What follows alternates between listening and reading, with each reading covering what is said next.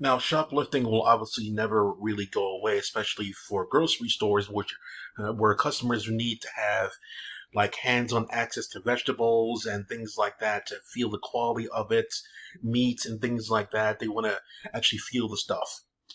But for other stores, like jewelry stores, for example, or Home Depot, if you will, like other big chain electronic, other tangible things, it doesn't need to be that way. So what happens is this, right? So like obviously the law of them not putting away people that shoplift less than $1,000 or so, depending on what state you're in. It's not going to go away anytime soon. So therefore, people can go in there at any time and shoplift your merchandise, and then get away scot free. If they are caught, they're slapped on the wrist. So it doesn't really matter. What I would do if I was a business owner, I would spend thousands of dollars to save tens of thousands of dollars, maybe, or hundreds of thousands of dollars. If I own a jewelry store, everything that I own of value is never out there in the front for people to go in there, grab, and take away. Everything that I see, the reason why jewelry stores do that is to entice people that come into the store to buy it off just looking at it, how real it is right in front of them. However, because of the new law, anybody that comes in there and smashes their stuff there, their case or whatever, and gets out of there. I think I've seen nowadays that you can even break reinforced, aka bulletproof glass, with like a simple like point of a hammer in seconds. What the fuck is that about? Anyway, so if I can't protect my stuff in my store, I need to put everything in the back, guarded by at least like two guards or so. Something like that, like two guards, or like two guards right next to the door, another two guards right there. Special security clearance to get inside, that kind of stuff. And how do customers know what they want when they go into the store if nothing's there for them to look at? That's simple. The same thing as a restaurant. You get a menu, you get a look at the merchandise that's available in the store, like a flip book, if you will, or maybe like a little thing to send onto your iPad or whatever, like from A to B or whatever. You can scroll through it and then double click on it to like see the quality of it. If you want to see it in person there, give us your credit card and then we'll go to the back and get it for you. If you don't want it, we'll give you back your credit card and we'll put the merchandise back. Simple. But people going in there and just smashing and grabbing high value items and then bouncing because the lawmakers don't want to ban hoodies in mass for some fucking reason, it's a problem. So you need to restructure where your stuff is in the store. It's that simple. It's very simple. However, for department stores like a Walmart or Target or even a Home Depot, that's a little bit different. Let's just stick with the department ones like a Walmart.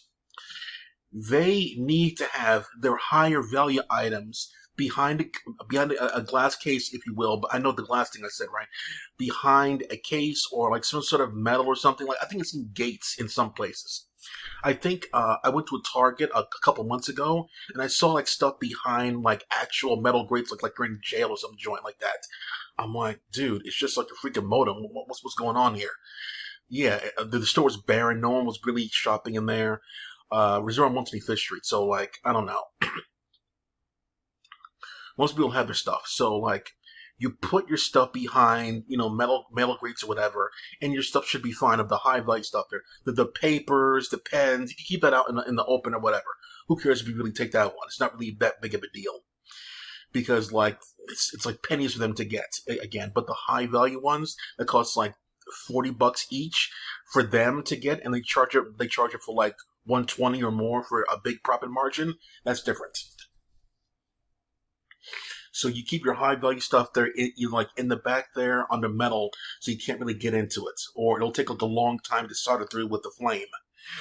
So if someone does go in there, you see a blowtorch starting, maybe like the the what we call the sprinkler system goes off there, and then goes on them, so they can't really do anything with that one. Or store employee goes over there with fire extinguisher or something like that. That'd be interesting. So like high value stuff that goes in the back or whatever on the special protection, other stuff there, like for a Walgreens, where the candy stuff is in the front there tempting people. Yeah, we get that a lot too. So like for that kind of stuff there, it's wrong for them to put candy like behind metal, because kids or whatever, like 6-year-olds whatever want to grab it and touch it and stuff like that. There, that's different. So for that one, I would. It's hard because there's so many candies out there. There's so many like popcorns and things like that. It's difficult for that one because it's just too much. For jewelry stores, there's maybe 20 or 30 different types of like rings or necklaces that you can go through that they have in the back of the store that are of high value. So you have like 20 necklaces or like that one, or 20 rings that one, or 20 bracelets that one. You can do it with that one. You can do it with that one. Like each individual one, 20, 20, whatever. You can like send them what they have in stock there, like of color, of value. If you want to see in person, that kind of stuff there. Maybe, just maybe, you get taken into the room in the back there by someone else there under security, and you can look at it in privacy in the back there with special lighting or whatever back there.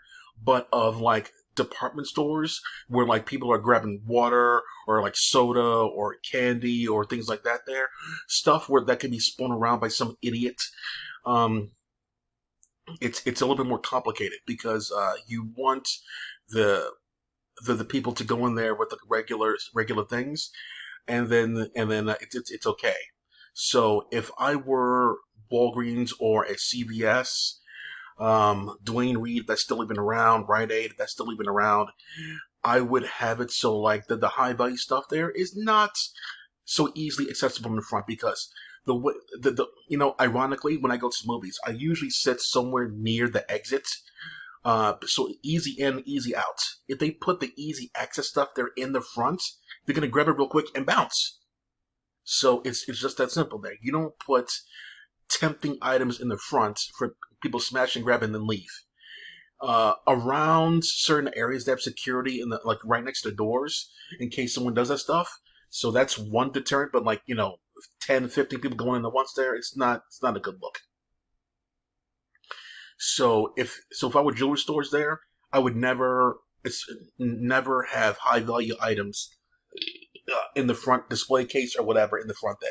You come in there, it's nice and open and pretty looking, but if you want to look at the merchandise they have there, you gotta go into like look in a book or look into a app or whatever. We'll send you an app on your phone. You can look at it that way, because to protect the merchandise and to protect the customers, don't have high value things in front of them. Same thing with bags, purses, if you will. Don't have that in the front there. Have it on an app, especially nowadays. Social media has made it so people can coordinate secretly via Discord, DMs, things like that, and go to places at certain times there to smash and grab. They call it SG in the chats, by the way. So they have it. They can do it secretly. So what you can do secretly is give someone wirelessly the information about the stuff you have in your store, things like that, and you can go in there and do that one. So you need to be more protective of your stuff.